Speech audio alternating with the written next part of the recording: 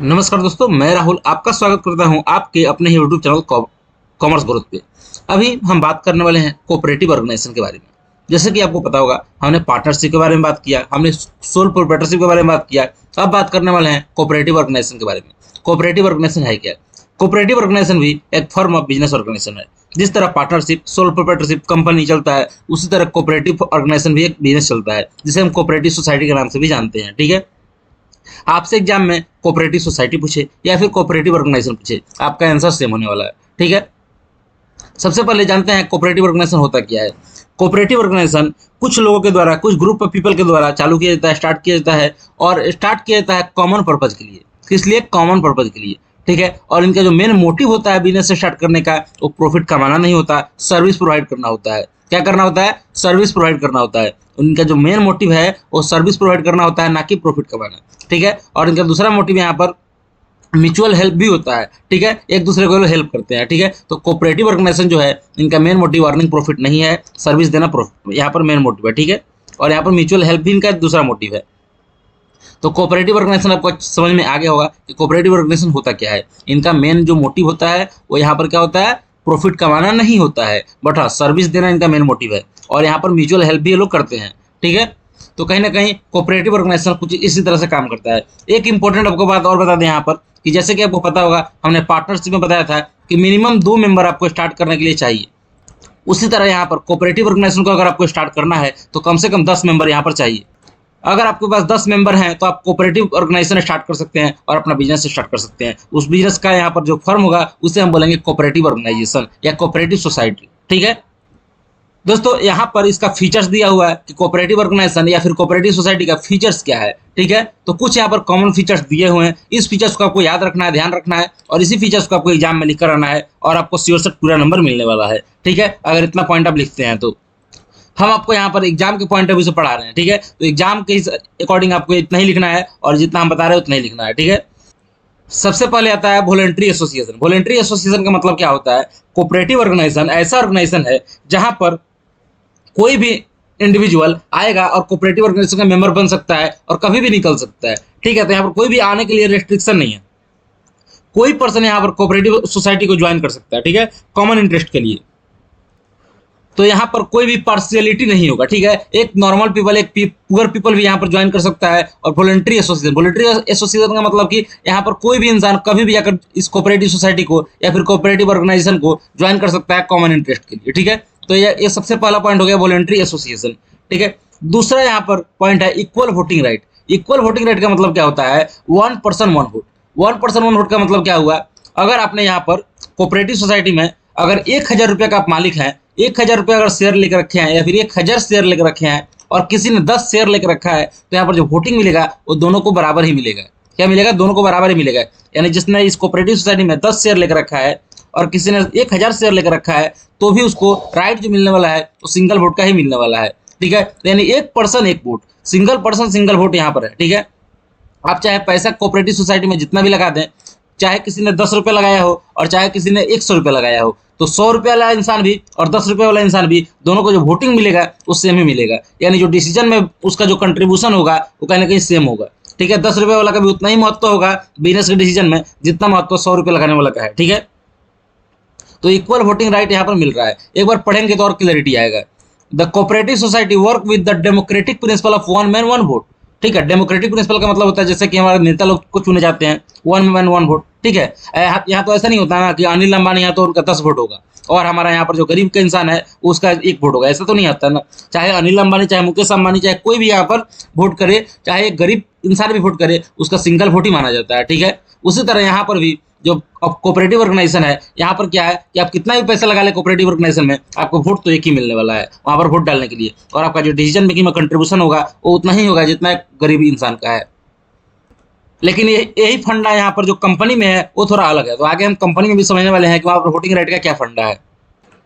All the member get only one one voting right irrespective of the capital contribution. जैसे कि हमने बताया आपको कि यहाँ पर पैसा कितना लगाए मैटर ही नहीं करता, आपको irrespective of the capital contribution आपको वोटिंग दिया जाएगा, 1 वोट ही दिया जाएगा। ठीक है, the rich member by taking more shares can not dictate there term.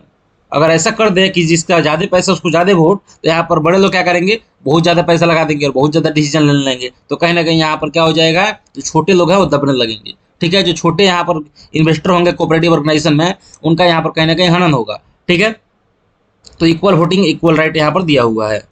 आइए बढ़ते हैं नेक्स्ट फीचर्स की तरफ कि नेक्स्ट फीचर्स हमारा क्या है। तो नेक्स्ट फीचर्स है हमारा सर्विस मोटिव। जैसे कि आपको हमने पहले ही बताया कि जो यहाँ पर कोऑपरेटिव ऑर्गेनाइजेशन है, इसका मोटिव जो है वो सर्विस मोटिव है, ना कि प्रॉफिट मोटिव। ठीक है, तो सर्विस मोटिव है। The main motive of the cooperative society to provide service to its member and not to earn profit. ठीक है, प्रॉफिट कमाना इसका मोटिव नहीं है, इसका मोटिव क्या है, सोसाइटी को यहाँ पर सर्विस देना। ठीक है, earning profit is the secondary motive. जो प्रॉफिट अर्निंग कमाना ऐसा है, ऐसा नहीं है कि वो प्रॉफिट कमाता ही नहीं है कोऑपरेटिव ऑर्गेनाइजेशन।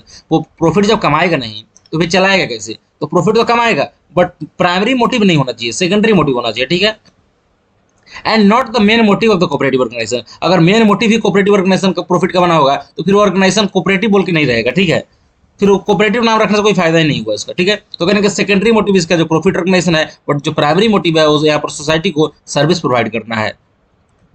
चौथा यहाँ पर है separate legal entity. Fourth number पे यहाँ पर जो फीचर्स आपको दिख रहा होगा, इसमें बोला गया है सेपरेट लीगल एंटिटी के बारे में। सेपरेट लीगल एंटिटी का मतलब क्या होता है कि जो यहाँ पर मेंबर है वो अलग इंसान है और जो यहाँ पर जो कोऑपरेटिव ऑर्गेनाइजेशन है वो अलग है। यानी सिंपल बोले तो जो कोऑपरेटिव ऑर्गेनाइजेशन है इसका जो रजिस्ट्रेशन होता है वो कंपलसरी होता है। ठीक है, इसका जो रजिस्ट्रेशन होता है वो कंपलसरी होता है। हमने पार्टनरशिप में पढ़ा था कि पार्टनरशिप का registration under the partnership act 1932 compulsory नहीं है, ऑप्शनल है। बट यहाँ पर सेपरेट लीगल एंटिटी का कंसेप्ट है, इसलिए यहाँ पर क्या करना है, जो यहाँ पर कोऑपरेटिव ऑर्गेनाइजेशन है इसका जो यहाँ पर रजिस्ट्रेशन है वो कंपलसरी है। ठीक है, जैसे कि पार्टनरशिप एक्ट 1932 के अंदर पार्टनरशिप को रजिस्टर कराना पड़ता था, उसी तरह यहाँ पर कोऑपरेटिव सोसाइटी एक्ट के तहत यहाँ पर कोऑपरेटिव ऑर्गेनाइजेशन को रजिस्टर कराना पड़ता है। ठीक है, after registration the cooperative organization gets separate legal entity. जब एक कोऑपरेटिव ऑर्गेनाइजेशन जब रजिस्ट्रार ऑफ कंपनी के साथ रजिस्टर हो जाता है तो उसके बाद क्या मिलता है, इसको एक सेपरेट लीगल एंटिटी का कंसेप्ट मिलता है। सेपरेट लीगल एंटिटी का कंसेप्ट होता है, का मतलब होता है यहाँ पर कि एक सेपरेट लीगल एंटिटी का यहाँ पर इसको स्टेटस मिल गया उसका। अगर कोऑपरेटिव ऑर्गेनाइजेशन को सेपरेट लीगल एंटिटी का स्टेटस मिल गया तो जो कोऑपरेटिव ऑर्गेनाइजेशन है वो खुद बिजनेस अपने नाम पे क्या कर सकता है, किसी दूसरे के ऊपर सू कर सकता है। सू का मतलब केस कर सकता है, दूसरा कोई इसके ऊपर केस फाइल कर सकता है, एक कोई कंट्रैक्ट कर सकता है, कोई डीलिंग कर सकता है आउटसाइडर से। तो कहीं ना कहीं एक आम इंसान, एक नॉर्मल इंसान की तरह क्या करता है, बिहेव करता है। ठीक है, तो कहीं ना कहीं यहाँ पर एक अपना खुद का एक नाम पे कंट्रैक्ट कर सकता है आउटसाइडर से, प्रॉपर्टी खरीद सकता है अपने नाम पे, प्रॉपर्टी बेच सकता है अपने नाम से। ठीक है, तो कहीं ना कहीं ये सारा काम सेपरेट लीगल एंटिटी का स्टेटस जब मिलता है तो एक कोऑपरेटिव ऑर्गेनाइजेशन को ये सब सारा काम, यहाँ पर सारा काम का राइट मिल जाता है। ठीक है, यहाँ पर आपको नीचे दिख भी रहा होगा, it can buy and sell property in its own name and can enter into the contract in its own name. क्या करता है, प्रॉपर्टी जो है उसको बाई भी कर सकता है, सेल भी कर सकता है। कोऑपरेटिव ऑर्गेनाइजेशन अपने नाम पे, बिजनेस अपने नाम में कर सकता है। ठीक है, प्रॉपर्टी सेल कर सकता है, प्रॉपर्टी बाई कर सकता है, अपने नाम पे कॉन्ट्रैक्ट कर सकता है। ठीक है, किसी के दूसरे नाम, दूसरा कोई भी मतलब इसके साथ केस कर सकता है, ये भी किसी दूसरे पे केस कर सकता है। ठीक है, तो सेपरेट लीगल एंटिटी का कुछ इसी तरह कंसेप्ट चलता है। दोस्तों आइए बढ़ते हैं, यहाँ पर अगला कंसेप्ट है डिस्ट्रीब्यूशन ऑफ सरप्लस। कंसेप्ट नहीं है, अगला यहाँ पर फीचर्स है। ठीक है, जो 5th नंबर का हमारा फीचर्स है कोऑपरेटिव ऑर्गेनाइजेशन का, वो है distribution of surplus. The profit of cooperative society not distributed in the ratio of capital contribution by each member but it is distribute according to the dealing of the member with the society. यहाँ पर जो surplus का distribution होता है वो जो ज्यादा पैसा लगाया उसको ज्यादा पैसा नहीं मिलेगा, ऐसा नहीं होता है। लोग यहाँ पर जो मेंबर होते हैं वो कितने डील कर रहे हैं यहाँ पर सोसाइटी के साथ, उसके हिसाब से उनको क्या किया जाता है, पैसा दिया जाता है। तो आपको ये पूरा लाइन याद रखना है और यही लाइन आपको लिख के आना है। ठीक है, सेपरेट लीगल एंटिटी में आपको इतना बड़ा दिख रहा होगा बट इतना बड़ा आपको नहीं लिखना है, आपको उसमें कुछ इंपॉर्टेंट पॉइंट लिखना है। जैसे कि वो आप खुद पे कंट्रैक्ट कर सकता है, खुद पे प्रॉपर्टी सेल कर सकता है, ये पॉइंट आपको आना चाहिए उसमें। ठीक है, इसका रजिस्ट्रेशन कंपलसरी होता है। कहाँ कंपलसरी होता है, तो कोऑपरेटिव सोसाइटी के अंदर उसको रजिस्टर करना पड़ता है। ठीक है, तो ये दो तीन लाइन आपको यहाँ पर लिखना पड़ेगा। ठीक है, पूरा लिखने की आवश्यकता नहीं है, यहाँ पर समझने के लिए हम लोग बड़े बड़े थोड़ा लिखे हैं। ठीक है, डिस्ट्रीब्यूशन ऑफ सरप्लस में आपको पूरा लिखना पड़ेगा क्योंकि यहाँ पर है ही 2 लाइन। ठीक है, फिर बढ़ते हैं अगले कंसेप्ट की तरफ जो कि है मेरिट ऑफ कोऑपरेटिव ऑर्गेनाइजेशन। यानी जो कोऑपरेटिव ऑर्गेनाइजेशन है फिर कोऑपरेटिव सोसाइटी जो है, इसका एडवांटेज क्या है, मेरिट क्या है। ठीक है, इसे ओपन करने से क्या फायदा मिलेगा, तो सबसे पहले आसानी से खुल जाता है, इजी टू फॉर्म। हमने सभी भी फॉर्म ऑफ बिजनेस ऑर्गेनाइजेशन में देखा है पॉइंट। ठीक है, तो ये पॉइंट तो आपको याद हो ही जाना चाहिए।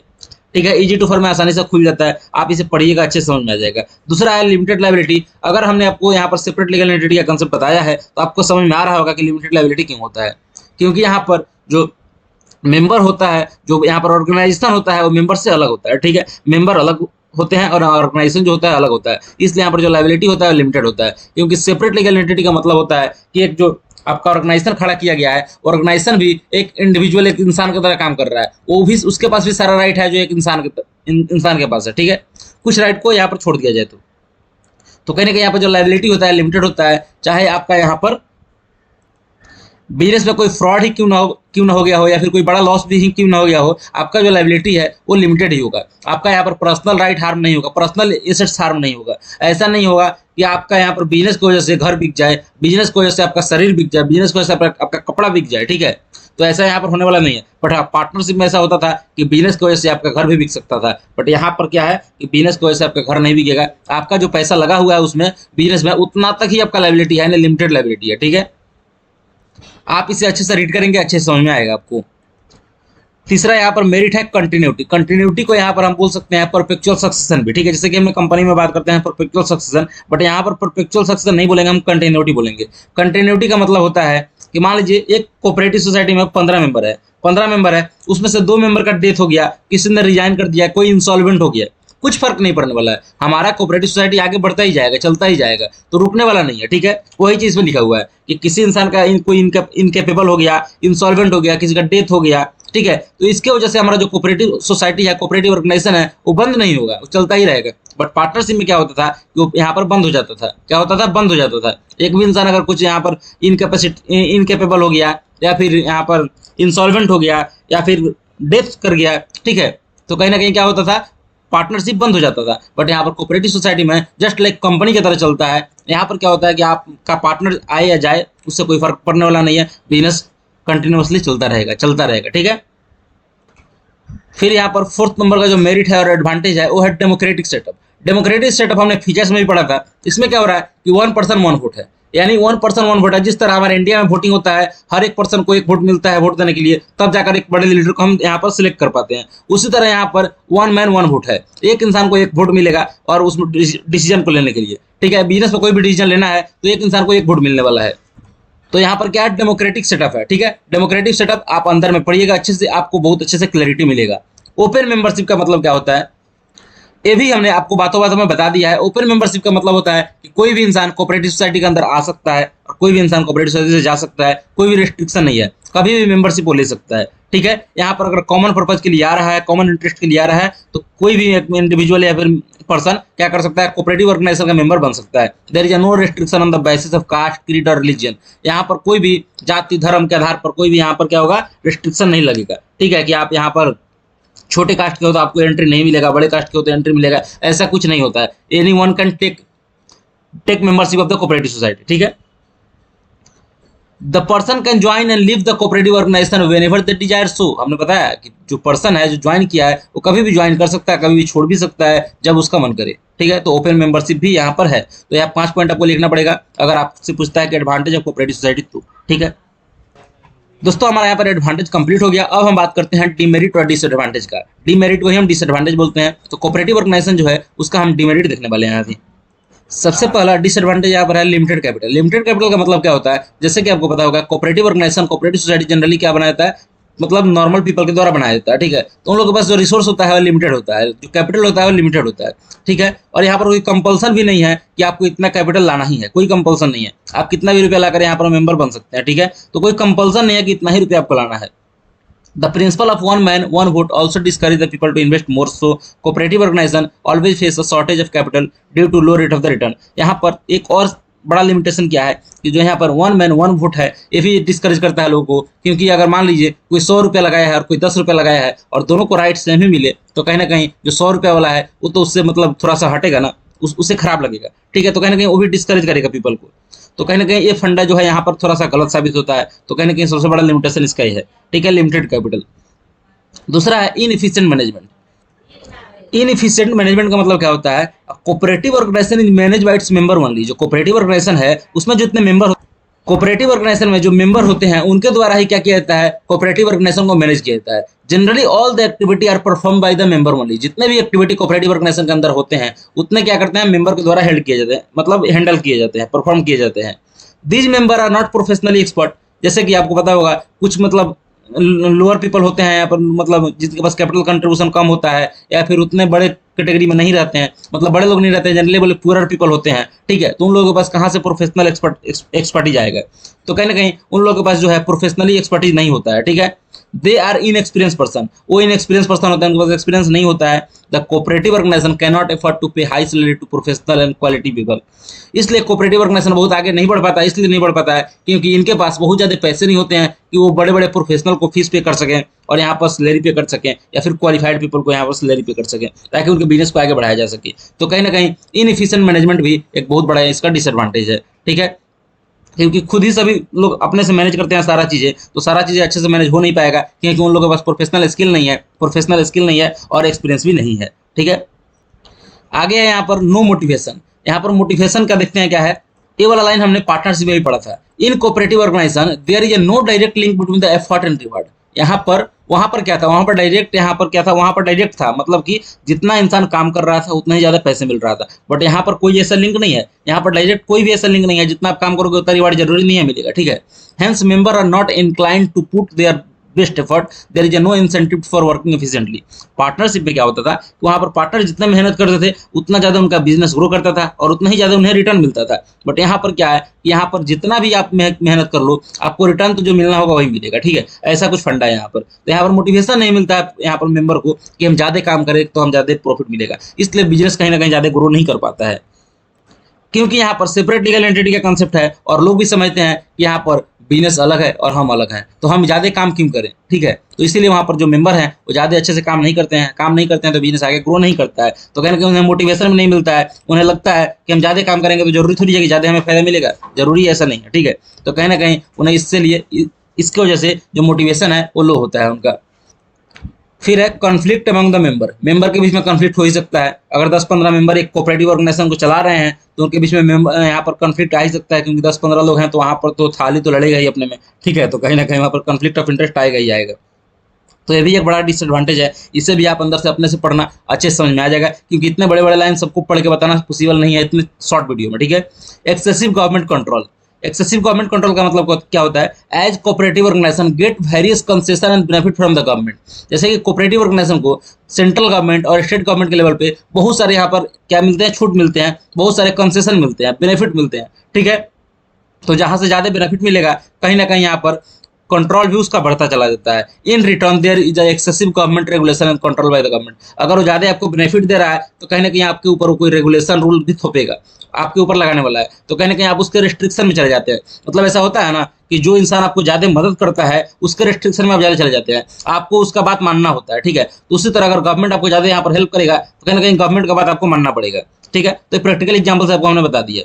तो यहाँ पर आपका कंप्लीट होता है डिसएडवांटेज और आपका एडवांटेज भी हमने कंप्लीट करा दिया और फीचर्स भी कंप्लीट करा दिया।